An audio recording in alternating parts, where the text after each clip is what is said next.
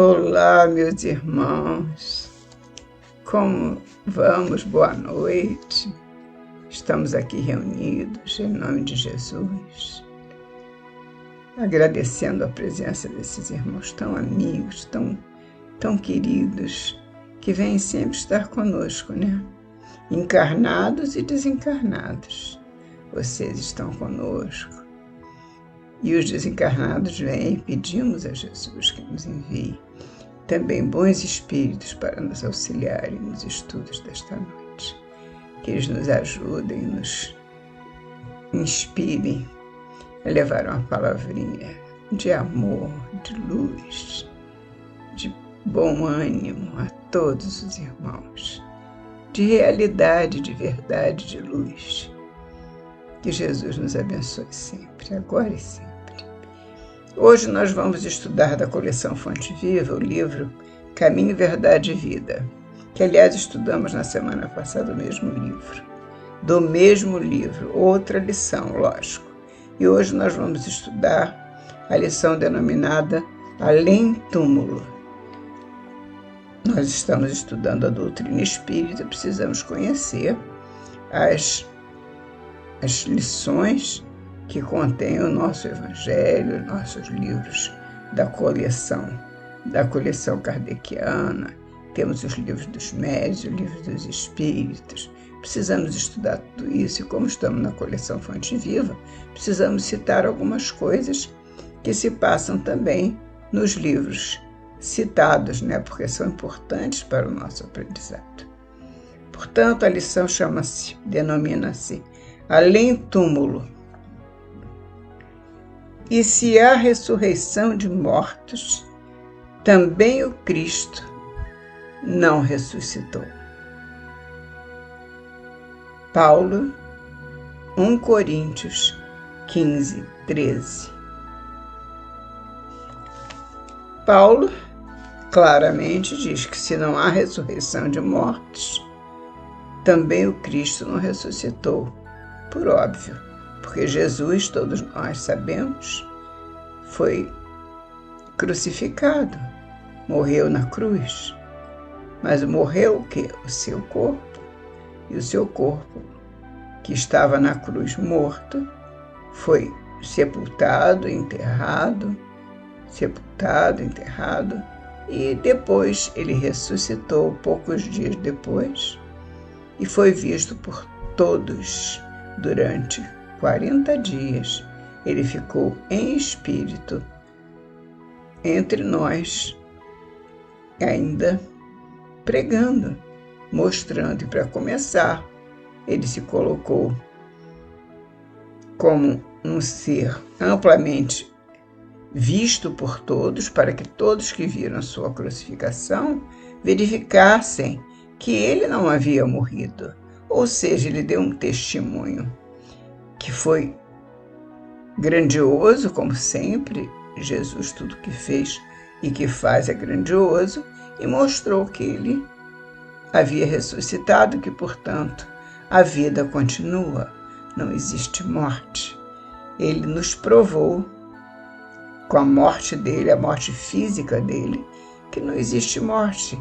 Ele saiu do sepulcro e foi até os companheiros dos dias anteriores, dos seus apóstolos, e chegou até lá e disse: paz seja convosco.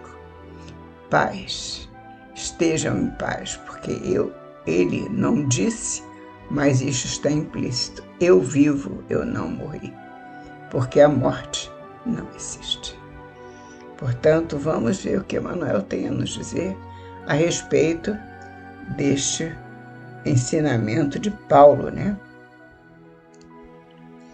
Teólogos eminentes, tentando harmonizar interesses temporais e espirituais, obscureceram o problema da morte, impondo sombrias perspectivas à simples solução que lhe é própria. Sim, criaram, né, os teólogos eminentes, por dizer de Emmanuel, colocaram na morte entre aspas, a morte do corpo, sombrias perspectivas, como se não fosse uma coisa normal, natural, como se isso não acontecesse sempre, desde sempre. Acontece desde sempre. E como a morte não existe, nós continuamos vivos, porque da morte sairemos inúmeras vezes, mas da vida jamais sairemos. E isso Emmanuel prova, como Emmanuel diz o que Jesus provou quando ressuscitou perante todos. Mas os teólogos procuram criar teorias mirabolantes. E assim vamos ver o que Emmanuel diz sobre essas teorias mirabolantes. Muitos deles situaram as almas em determinadas zonas de punição ou de expurgo. Então, existem denominações religiosas que dizem que depois da morte do corpo, o espírito fica em zona de punição ou expurgo, como se fossem, prosseguindo, como se fossem absolutos senhores dos elementos indispensáveis à análise definitiva.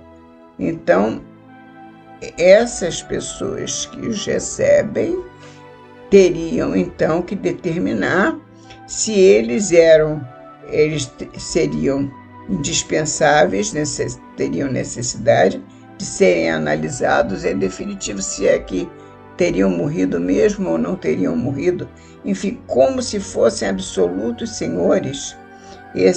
Muitos deles que situaram as almas em determinadas zonas de punição, ficariam observando se eles eram absolutos senhores dos elementos indispensáveis à análise definitiva. Eles ficavam, muitos deles situaram as almas, essas pessoas situavam as almas em determinados locais e ficavam observando se eles, como senhores, ficavam observando se eles poderiam estar nesses locais de punição ou expurgo e se colocavam numa posição, quando eles colocavam esses espíritos que haviam desencarnado nessas zonas, como se essas pessoas que faziam essas teorias, fossem senhores absolutos da análise definitiva. Morreu ou não morreu? Ou seja, sobreviveu ao corpo físico ou não sobreviveu ao corpo físico? Eles ficariam ali analisando. Ou quem sabe, eles já teriam certeza de que não sobreviveu ao corpo físico e teriam que ficar em processo de punição, em processo de expurgo. É uma situação complicada de se explicar, porque são teorias religiosas que não se compadecem com a realidade da doutrina espírita. Então, para nós, inclusive, se torna até complicado explicar, porque eu confesso que não consigo compreender muito bem. Declaram outros, diz Emmanuel, que no instante da grande transição, ou seja, do desencarne, submerge-se o homem num sono indefinível até o dia derradeiro consagrado ao juízo final. É outra denominação religiosa que assim pensa, que ao desencarnar, o espírito ficaria numa situação de adormecimento, num sono indefinível até o derradeiro dia consagrado, até o juízo final, que a gente não sabe quando é o juízo final. Então, até o juízo final, eles ficariam dormindo. E iam despertar, possivelmente, com os mesmos corpos que haviam sido enterrados. Possivelmente, porque não tem outra explicação. Se não é o espírito, é o próprio corpo que foi enterrado e que vai despertar um dia no juízo final e sair do sepulcro. E prossegue Emmanuel. Hoje, no entanto, reconhece a inteligência humana que a lógica evoluiu, porque tudo evolui. O nosso objetivo e o objetivo do nosso Pai Maior é a evolução de todos nós, é o progresso, é evoluir sempre. E hoje, no entanto, reconhece a inteligência humana que a lógica evolveu com todas as possibilidades de observação e raciocínio. Não existe como não se chegar à conclusão de que o homem sobrevive através do espírito. E prossegue: ressurreição é vida infinita. Ressurreição é vida para sempre, imortal. Vida é trabalho. Vida é trabalho, júbilo e criação na eternidade. Quando nós passamos do plano físico para o plano espiritual, nós simplesmente mudamos de roupa. Nós deixamos aquela roupa rota, estragada, cansada de tanto ser usada, digamos assim, e passamos para uma outra realidade onde nós não precisamos mais daquela roupa, onde sobrevive o que é o intrinsecamente nós mesmos, o nosso ser intrínseco, que é o nosso espírito. Ele sobrevive e trabalha e vive e tem vida, júbilo e criação na eternidade. Ele continua trabalhando, ele continua ativo, ele continua servindo, ele continua sendo o que ele sempre foi. Se ele não era santo, não se tornará santo de um dia para o outro. Se ele era bom, ele continuará bom, sempre progredindo, é verdade. Porque o progresso, ele não estanca no momento em que nós desencarnamos, ou seja, perdemos o corpo de carne absolutamente. O progresso é permanente por toda a nossa existência. E a nossa existência não termina quando o nosso corpo de carne já não pode mais nos servir. O progresso é lei da vida e ele continua porque a vida continua. Portanto, Emmanuel deixa isso bem claro. Vida é trabalho, júbilo e criação na eternidade. Prossegue ele.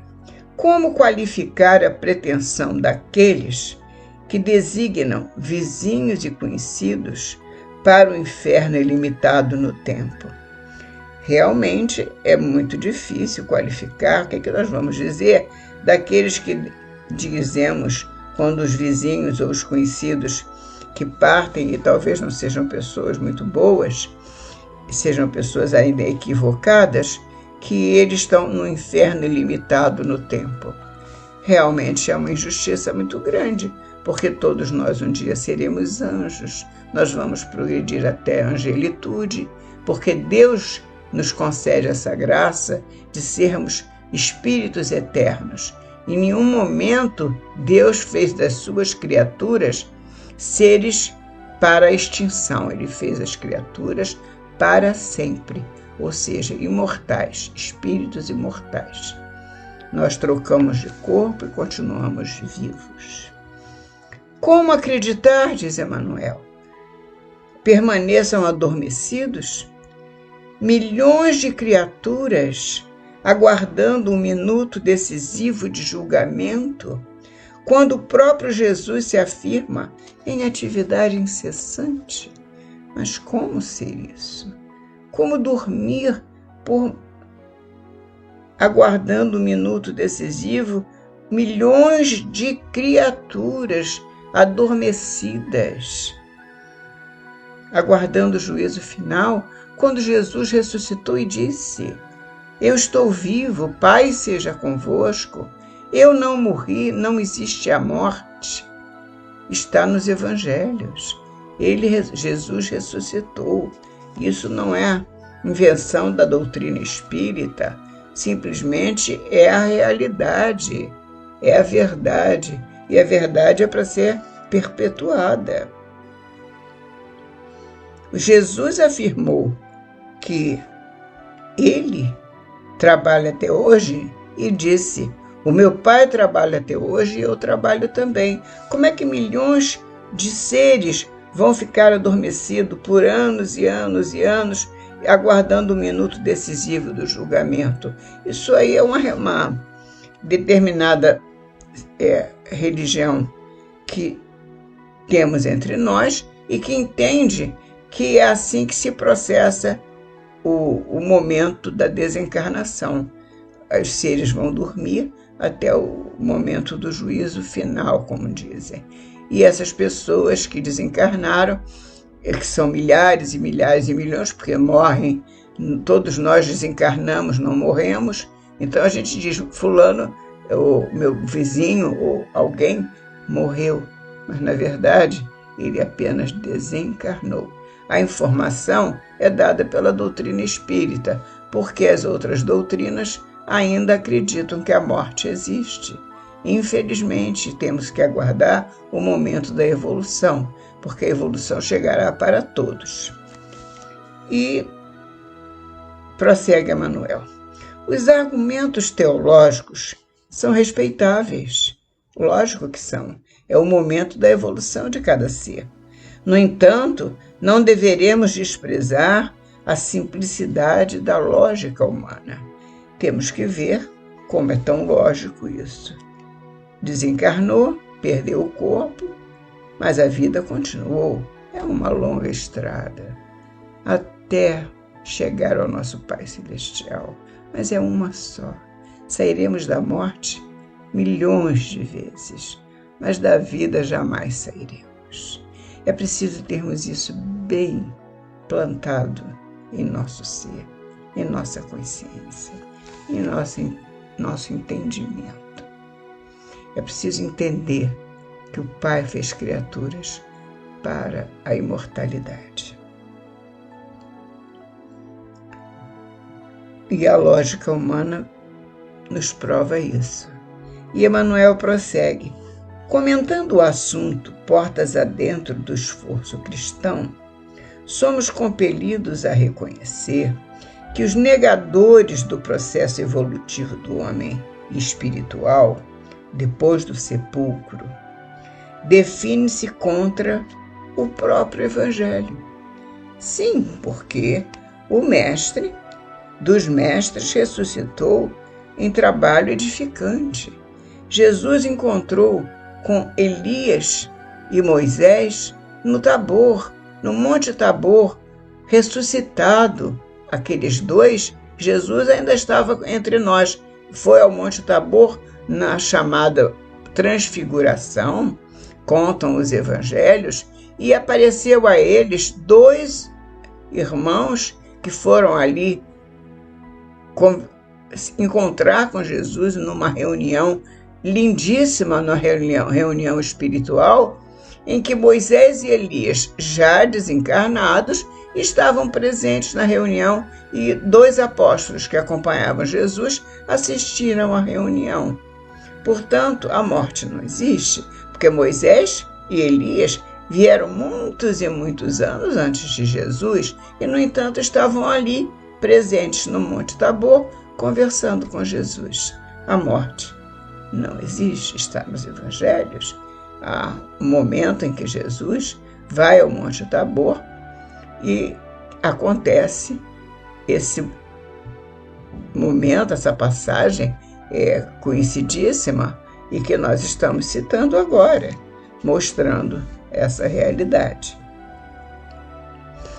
Portanto, somos compelidos a reconhecer que os negadores do processo evolutivo do homem espiritual, depois do sepulcro, o processo evolutivo do homem espiritual depois do sepulcro, definem-se contra eles mesmos, definem-se contra o próprio Evangelho. O Mestre dos Mestres ressuscitou em trabalho edificante, como nós citamos agora. Quem desse modo atravessará o portal da morte para cair em ociosidade incompreensível, ficar dormindo? Somos almas em função de aperfeiçoamento, elevação, progresso, evolução. E além do túmulo, encontramos a continuação do esforço e da vida. Obrigada, Emmanuel. Obrigada, Chico Xavier. Obrigada a nossos amigos espirituais. Obrigada, Jesus. E até a próxima semana, se Deus quiser.